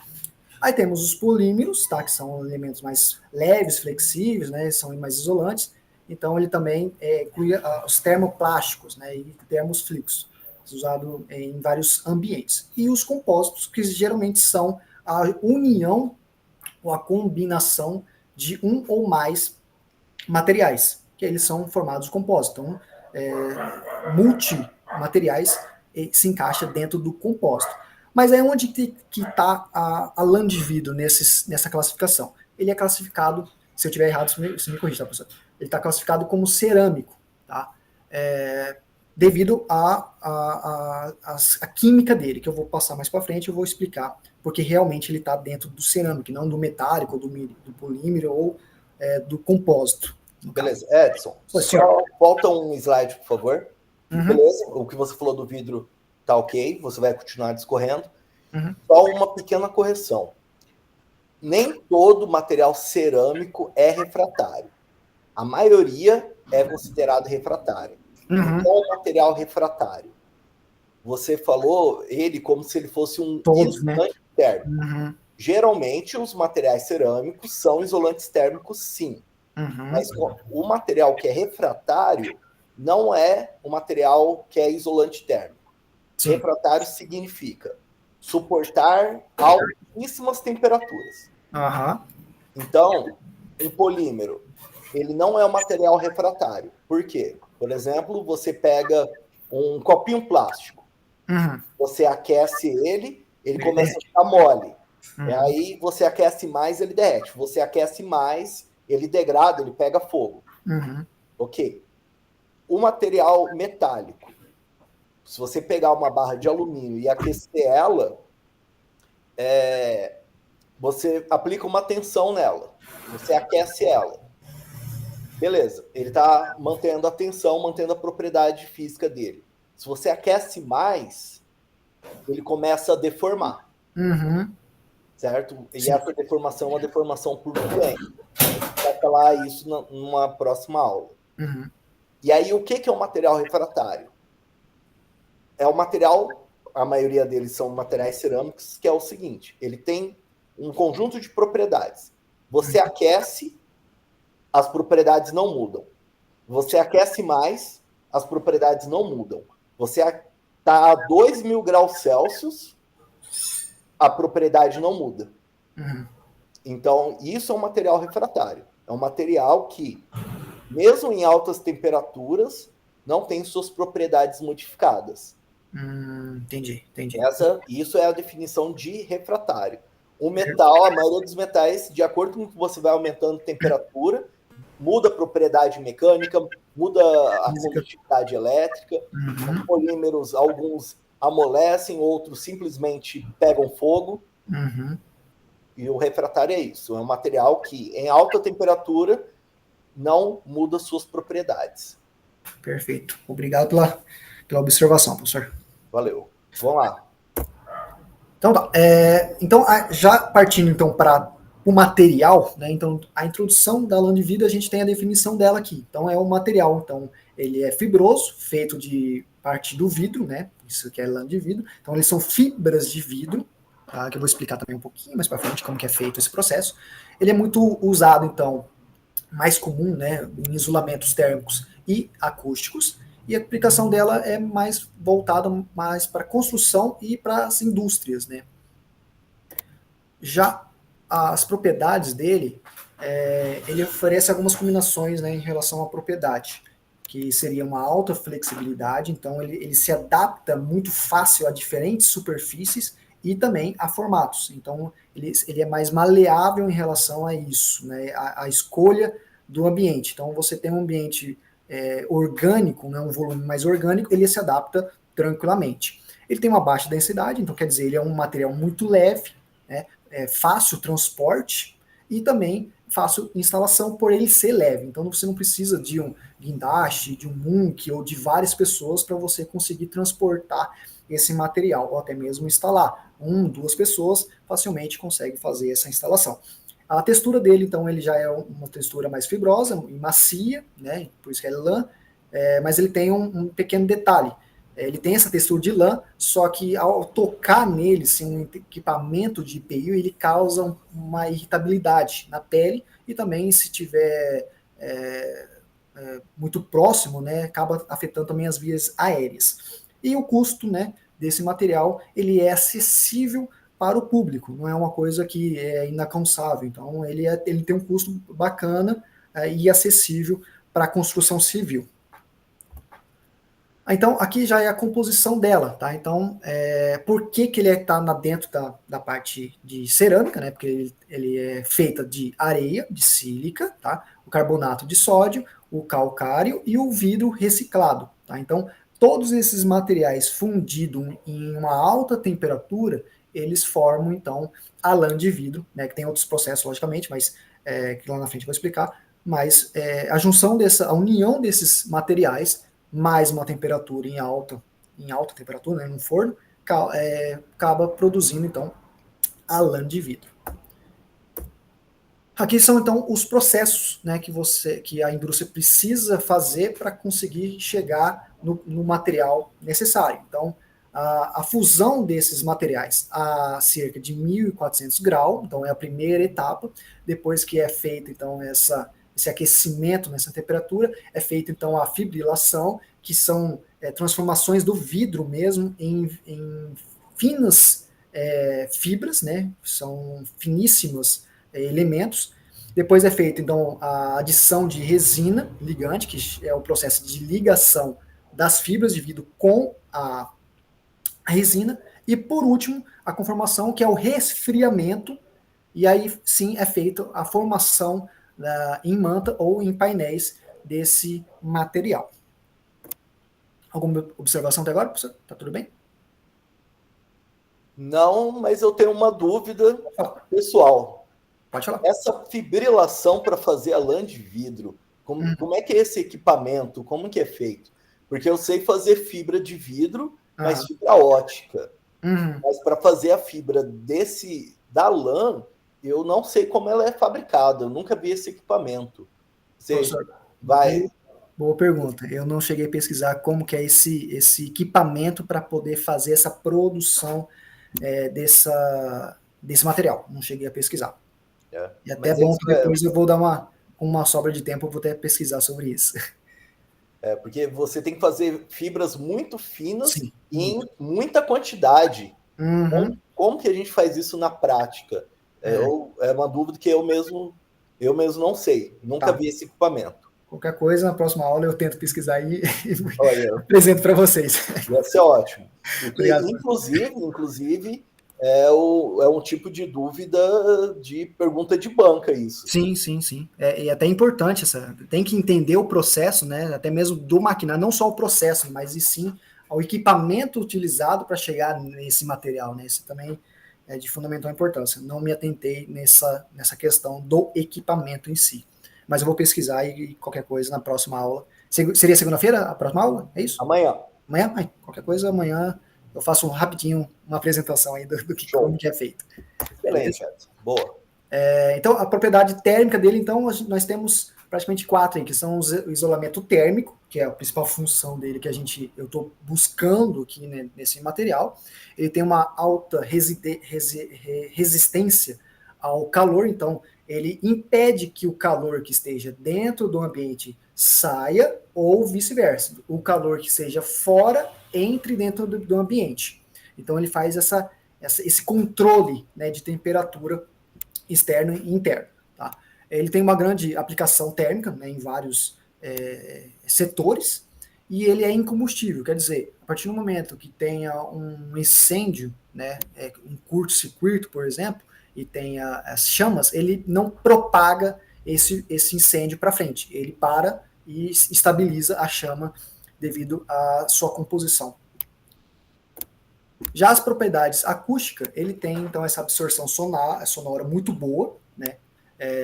Tem uma redução de ruídos aéreos, porque a fibra em si, ele tem, até nas matérias que a gente já estudou, que eu vi que tem alguns colegas aqui que está na aula, que já teve outras matérias, que a fibra, né, eu cheguei até a apresentar em outras matérias, a fibra, por si só, ele tem espaço. Pessoal, desculpe só, porque deixa eu só colocar um carregador aqui, senão vai acabar minha bateria. Perdão. Tá. A própria, essa fibra, de modo geral, vegetal, ou enfim, né, ele tem espaçamentos entre eles. Esse espaço, né, faz com que tenha ar dentro dele, né, dentro desse espaço que eu digo. Então, a partir do momento que você tem um espaço entre dois materiais, ar entre esses dois materiais, mesmo que seja nanômetro, você tem uma redução, né, por exemplo, de temperatura. Então, essa temperatura ele vai chegar nessa camada de ar e vai ser mais difícil para passar para o próximo filamento e assim por diante. É a mesma coisa do som. O som, a reverberação, né, ele vai se propagando de um filamento a outro e vai encontrando essas camadas de ar, o que vai reduzindo até chegar a um ponto que essa reverberação ou esse som não consiga chegar até o final do material. Então, por isso que ele tem essa redução, né, de ruídos aéreos, até mesmo sonoros. E é muito usado, principalmente em estúdios, teatros, que precisa desse som mais concentrado, né, não tendo tanta reverberação ou tanto eco. Por isso que é muito utilizado nesses ambientes. E também em paredes de divisórias acústicas também. Tá? As vantagens, então, dessa lã de vidro, que ela tem uma alta resistência, eficiência térmica e acústica. Tá? Ela é leve, então é fácil também de instalação desse material e de transporte também, como foi mencionado. Ele é resistente a agentes químicos, então não é qualquer agente químico que vai conseguir degradar a estrutura molecular dessa lã de vidro, e ele contém materiais reciclados. Então, quer dizer, você pega um material que estaria na natureza, né, causando algum dano, você tira ela da natureza e faz um novo material que vai trazer alguma eficiência, algum benefício para essa construção, né, ou esse setor, no caso. Já a desvantagem é aquilo que eu mencionei. Por ele ser muito fininho, né, e a gente está falando de vidro, então, se você manusear ele de forma errada e sem o EPI, ele acaba entrando nos poros da pele e acaba causando uma irritação, até mesmo nas vias aéreas. Então, a instalação desses materiais é de extrema importância a utilização dos EPIs, como essa da imagem, né? Luva, máscara, óculos, enfim, né? Ele tem uma grande perda, né, de desempenho com a umidade, que é aquele fator que eu expliquei. Se entre as fibras, eu estou falando de não centímetros, mas micros. Entre fibras, você tem esse espaço, né, que tem o ar, que faz esse controle, né, de temperatura e sonoro. A partir do momento que você coloca esse material em umidade, em contato com a água preenche esse espaço desse que estaria o ar, fazendo com que a corrente elétrica ou sonora, ou até mesmo térmica, ele conduza, né, tranquilamente pela essa molécula de água, que a água em si só, ela é uma excelente condutora de temperatura e sonora. Então, ela acaba perdendo um pouco da sua eficiência a partir do momento que entra em contato com a umidade. Tá? Essa é uma desvantagem dela. A baixa resistência também é mecânica, tá? Então ela não é um material muito resistente, ele é mais feito realmente para fazer esse controle térmico e acústico, certo?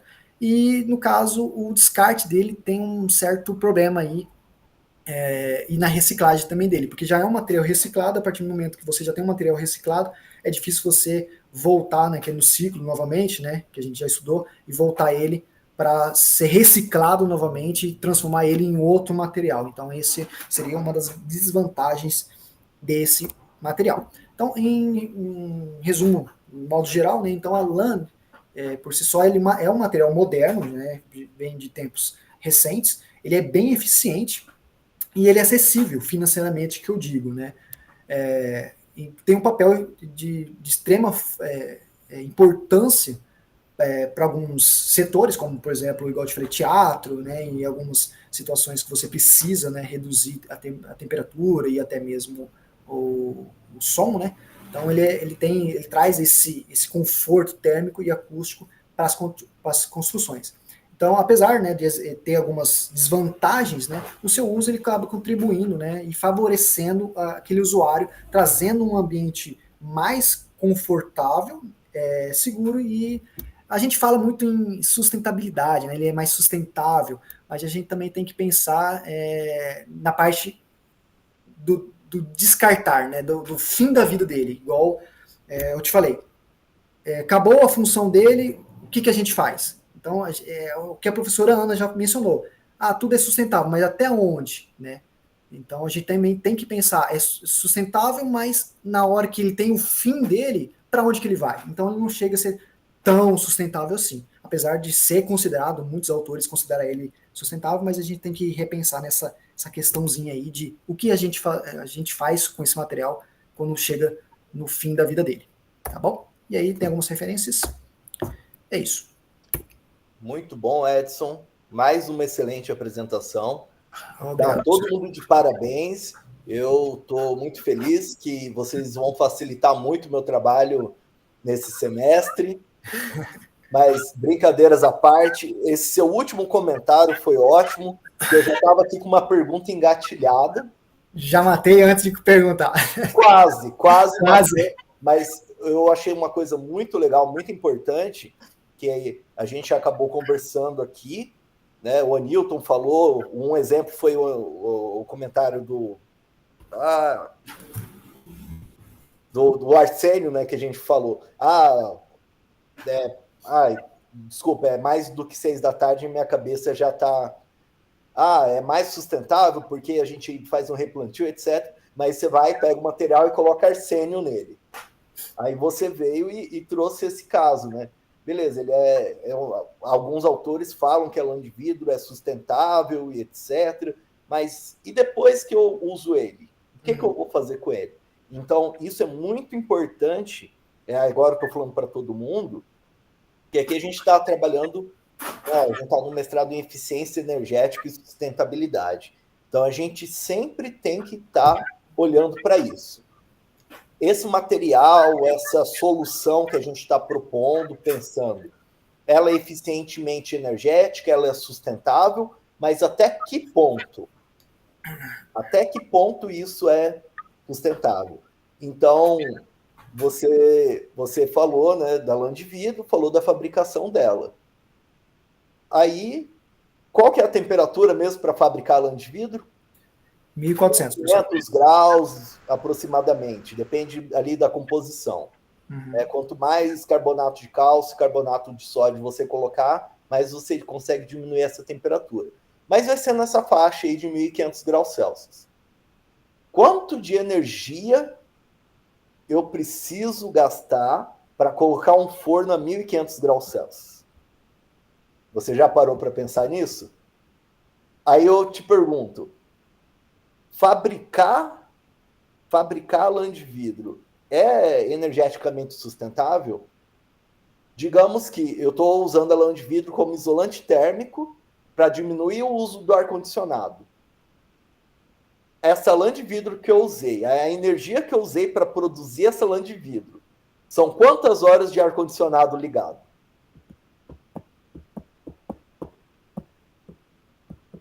Então, o cálculo de ciclo de vida tem que ser levado em consideração, né? Desde o início da matéria-prima até o descarte dele, né? Então, assim, o exemplo da lã de vidro, o exemplo do arsênio, do tratamento da madeira, é muito comum. A gente traz soluções sustentáveis para pessoas, mas no fundo não é nada sustentável, né? Então isso aí você falou a palavra mágica e o ciclo, né? Você acabou de falar, eu acabei de esquecer. O ciclo de vida dos materiais. Ciclo de vida, isso. Então, o ciclo de vida do material, quando a gente fala de sustentabilidade, é extremamente importante. Então, por exemplo, se eu for fazer um isolamento de uma sala, um isolamento térmico de uma sala para economizar ar-condicionado, e usar essa sala por um mês, eu tenho quase certeza que o impacto ambiental de deixar o ar-condicionado sem a lã de vidro é menor do que colocar a lã de vidro e não usar ar-condicionado. Eu estou chutando, mas eu acredito nisso. Então, por exemplo, é mais sustentável, mas em quais parâmetros, como é que ela vai se comportar no ciclo de vida, durante quanto tempo eu vou usar esse material? E aí, eu até falo isso muitas vezes, né? Muito cuidado com o que vocês leem nos artigos. Porque no artigo, o autor está vendendo o peixe dele. Então, eles vão falar que é mais sustentável, que é melhor, mas é mais sustentável mesmo? É mais sustentável até que ponto? Até qual ponto? Esse exemplo não tem muito a ver com a aula, mas eu ganhei de presente um livro que é muito interessante, recomendo que vocês leiam, chamado Como Mentir com Estatística. Por quê? Porque você tem um dado para apresentar. E dependendo da forma com que você fale, isso pode ser bom ou isso pode ser ruim. Então, por exemplo, o seu salário era de R$500. Você está passando necessidade. Aí o seu salário foi para R$1.000. Você continua passando necessidade. Então, o que eu vou falar ali? Teve um aumento de R$500 no salário, o que não impactou significativamente na vida do Edson. Mas eu também posso falar, houve um aumento salarial de 100%, o que é totalmente fora da média nacional. Então, com a mesma informação, com o mesmo dado, eu posso falar uma coisa extremamente boa ou extremamente ruim. E se eu falar só uma parte do dado, então, aí fica mais fácil ainda de eu falar, entre aspas, o que eu quiser. Então, esse exemplo é só mais para... Não acreditem 100% em tudo que está escrito nos artigos. Beleza, o cara provou ali, mas faça esse exercício de reflexão. E um dos grandes exemplos, uma das coisas importantes para a gente aqui é justamente quando eles afirmam que tal material, tal solução, tal técnica é mais sustentável, é mais eficientemente energeticamente mais eficiente. Porque leva em consideração o ciclo de vida, leva em consideração um contexto muito amplo. Então, pensem nisso. Bom, a gente tem 20 minutinhos, então eu vou começar um pouco o que eu quero apresentar para vocês hoje. Eu ia deixar isso para falar no final, mas já vou falar agora no começo, que é o seguinte: o próximo trabalho, então a gente vai ter aula hoje, eu pretendo terminar isso que eu quero passar para vocês na aula de amanhã, mas o próximo trabalho, vocês vão pesquisar os materiais que vocês estão trabalhando, artigos que façam algumas caracterizações do material, tá? E vocês vão procurar nesses artigos, difração de raio-x do material. Vocês vão procurar a técnica de difração de raio-x. Então, eu vou até escrever aqui no chat, difração de raio-x. Vocês podem encontrar isso como a sigla DRX, em inglês XRD, X-ray diffraction. Essa é uma técnica mais básica de caracterização dos materiais que tem. Então, na aula passada, lembra que eu falei das estruturas, que cada material tem uma estrutura, uma organização, etc. Essa técnica, eu consigo ver essa organização. E a partir disso, eu consigo ver a constituição do meu material. Então, né, o pessoal do solo cimento vai encontrar um gráfico cheio de picos lá, e o autor vai falar, olha, esse pico aqui é da argila, esse pico aqui é do quartzo, esse pico aqui é de tal coisa, e aí ele vai caracterizar o solo que ele estudou através dessa técnica, por exemplo. Então, a ideia do próximo trabalho é procurar, cada um vai apresentar um artigo que, claro, você vai contar a história, o que o autor fez, como ele processou o material, e, obrigatoriamente, tem que ter um gráfico de difração de raio-x que vai mostrar essa composição, essa caracterização que ele fez no material.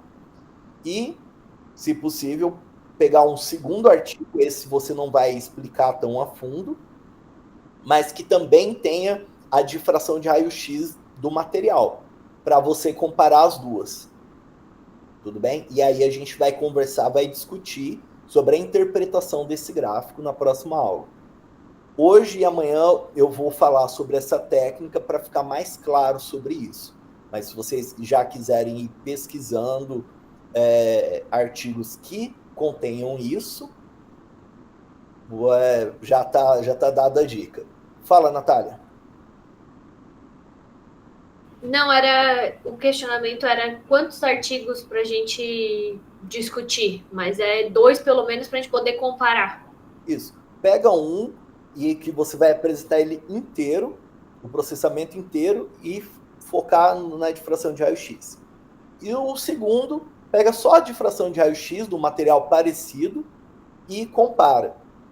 Okay. Aqui nesse material, no meu artigo principal, ele fez o solo cimento. No outro artigo, ele fez o solo cimento, mas ele colocou muito mais cimento. Ele colocou mais fibra, ele colocou mais material orgânico. O que mudou de um raio-x para o outro, uma difração para o outro? Então, a gente tentar fazer esse comparativo. Tá? Só para ter 2 exemplos de difração de raio-x.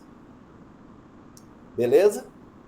Mas agora eu vou falar um pouco sobre isso, né? Então, vou compartilhar minha tela com vocês.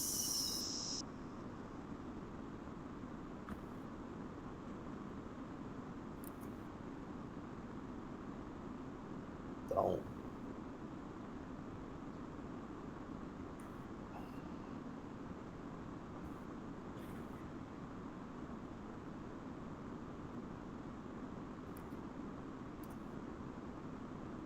beleza? Vocês conseguem enxergar a minha tela, me ouvir? Sim. Então, beleza. Então, a gente já falou um pouco sobre isso na aula passada, né? Sobre aquela ideia do material cristalino, que é onde os átomos estão organizados num arranjo padrão, num arranjo periódico. E esse material cristalino, ele tem uma estrutura cristalina.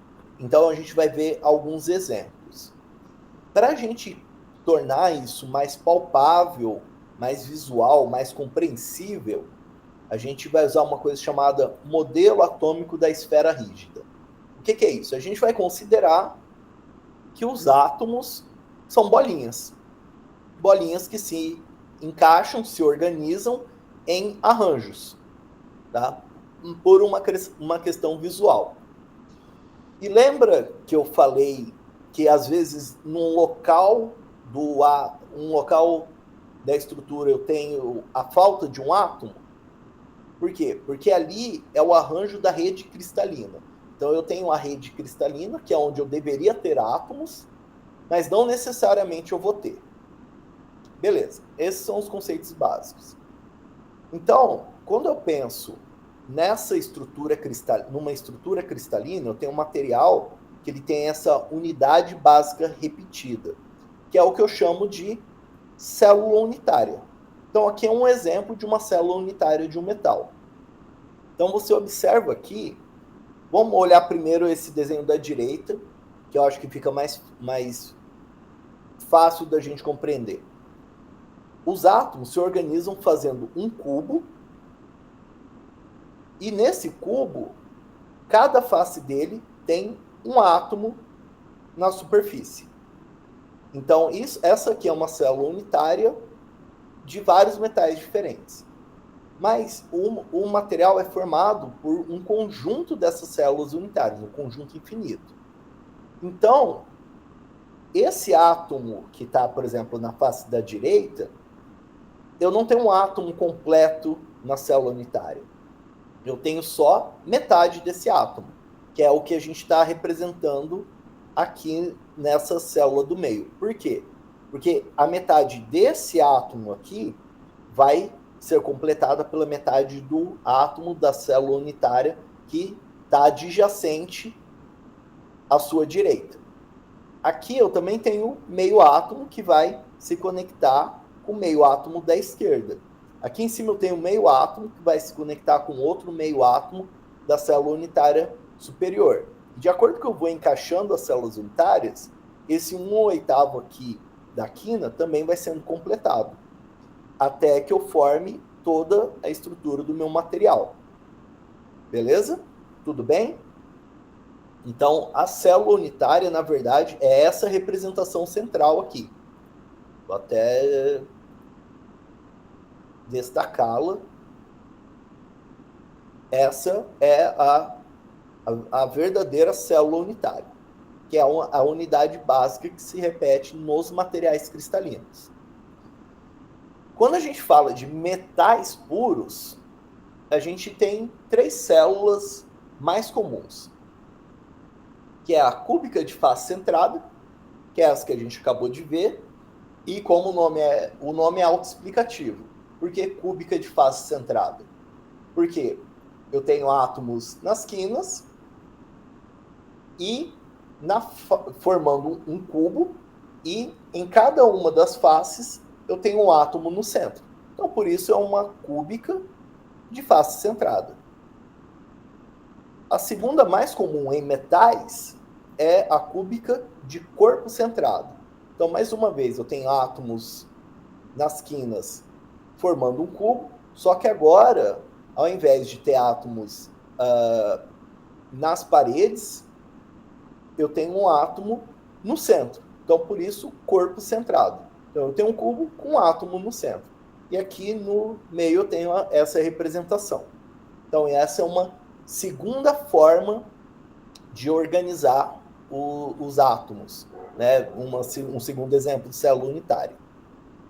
E o terceiro exemplo mais comum em metais é a hexagonal compacta. Então, eu tenho um plano de átomos fazendo um hexágono, com um átomo no centro, e esses planos de hexágonos são intercalados por planos com triângulos. Então, eu tenho esse empacotamento aqui. É uma segunda forma de organizar. Então, nessa tabela aqui, eu tenho vários metais diferentes. Então, você observa aqui, ó, o alumínio, ele é cúbica de face centrada. O cobre também é cúbica de face centrada. O ouro também é cúbica de face centrada. O níquel, a platina, a prata, todos são cúbicas de face centrada. Mas o que vai diferenciar um do outro? O raio atômico. Então, beleza, ele é cúbica de face centrada, mas ele, entre um átomo e o outro, eu tenho uma distância devido ao raio. Eu tenho um empacotamento devido ao raio. Já o ouro, o raio é maior. Então, imagina que aqui eu tenho uma organização com um tamanho de bolinha. E aqui eu tenho uma mesma organização dessas bolinhas, só que as bolinhas são maiores. E aí, por isso, eu consigo diferenciar o cobre do ouro. Então, imagina, você vê uma organização com bolinhas pequenas. Depois você vê a mesma organização com bolinhas grandes. Então, você consegue perceber que são coisas diferentes. Tudo bem? Então, essa é o que diferencia, é da onde eu consigo diferenciar os elementos metálicos, não, os materiais metálicos. Beleza? Na verdade, quando eu penso em célula unitária, eu tenho uma dezena, tá? Não, a gente não é objetivo nosso entrar aqui nessa discussão, mas cada composição química vai se organizar de um jeito e vai ter um espaçamento. Então, existem diversas outras células unitárias possíveis. Aquela ali são só as 3 mais comuns que a gente encontra. E não só os metais, mas os materiais cerâmicos, eles também podem se organizar em células unitárias. Mas os materiais cerâmicos, eles têm pelo menos 2 elementos químicos combinados. Então, ele vai ter uma célula unitária, assim como os metais, mas vai ser uma célula unitária mais complexa. E a ideia é a mesma. Se eu pegar essa célula unitária, essa unidade básica aqui, e repetir ela infinitas vezes, eu vou reproduzir o meu material cerâmico cristalino por completo. Então, aqui é uma célula unitária chamada de cloreto de sódio ou sal gema. Cloreto de sódio porque foi no cloreto de sódio, nosso querido sal de cozinha, que foi observado pela primeira vez essa estrutura.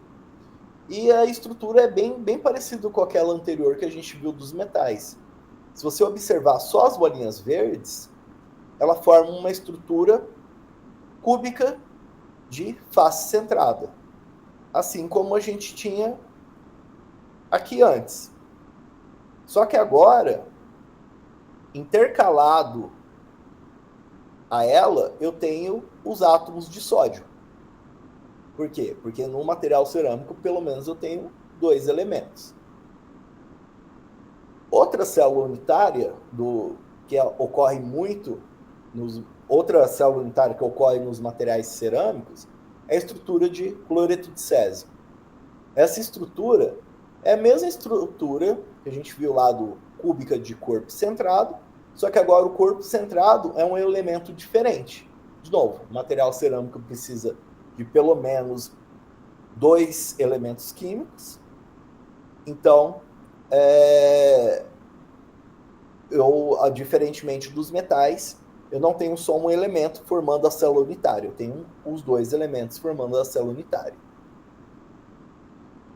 A gente tem diversos outros exemplos de células unitárias para materiais cerâmicos, mas uma célula unitária que é bem conhecida, bem famosa dos materiais cerâmicos, talvez vocês já até tenham ouvido falar, a perovskita, né? É o titanato de bário, que é um mineral muito famoso, muito utilizado, mas e muitas vezes ele é chamado de perovskita, mas na verdade não, ele é titanato de bário. Perovskita é o nome da estrutura da célula unitária que ele tem.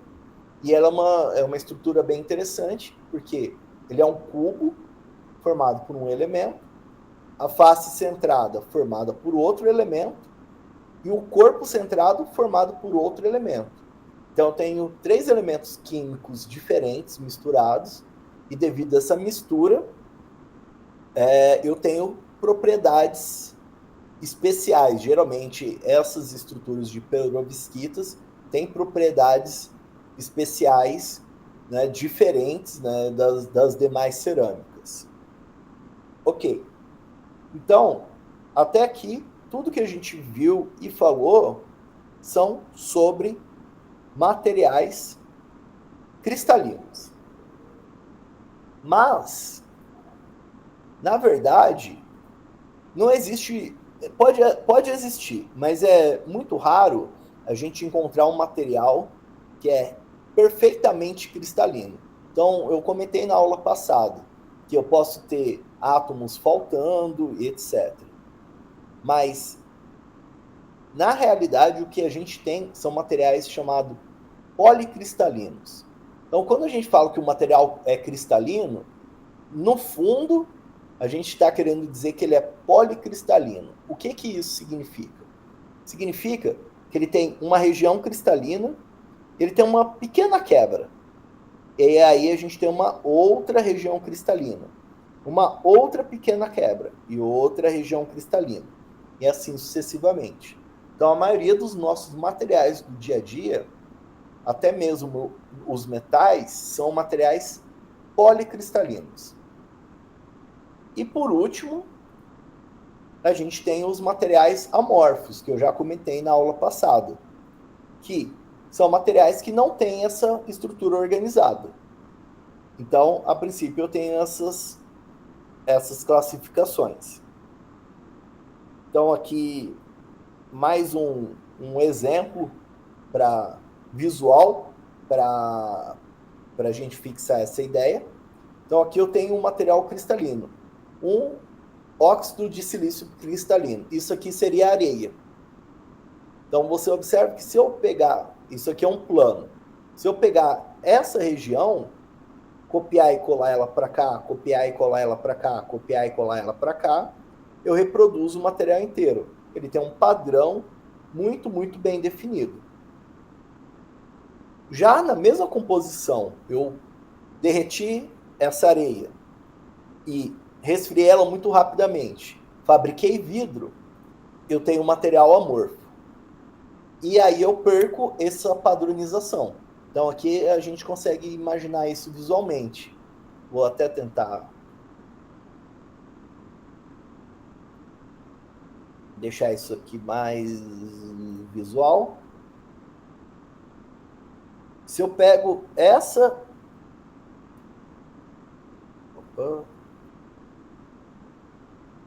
Se eu pego essa região aqui, eu tenho uma organização. Se eu olhar a região do lado, ela é parecida, mas não é exatamente igual. Se eu tentar copiar isso e colar aqui do lado, vai dar parecido, mas não vai dar igual. Então, a estrutura amorfa são várias regiões que são parecidas em sua organização, mas não são iguais. Posso até ter regiões repetidas, mas são regiões, não é o material como um todo, como acontece no material cristalino. Tudo bem até aí, pessoal? Então, a gente já tinha falado isso na aula de ontem, e agora eu estou reforçando, trazendo agora uma parte um pouco mais conceitual. Vocês têm aula agora, 7 horas, eu imagino. Eu vou parar por aqui, a aula de hoje. Tem bastante coisa ainda para falar, até chegar na parte de difração de raio-x. Então, na aula de amanhã, a gente continua a essa discussão, e amanhã a gente vai falar efetivamente sobre a difração de raio-x, como funciona o equipamento, o que é a técnica, como que esse gráfico é construído, tá? Mas, se vocês tiverem um tempo de hoje para amanhã, já quiserem ir adiantando um pouco o trabalho, já vão pesquisando artigos que caracterizam o material de estudo. Eu vou parar a gravação agora.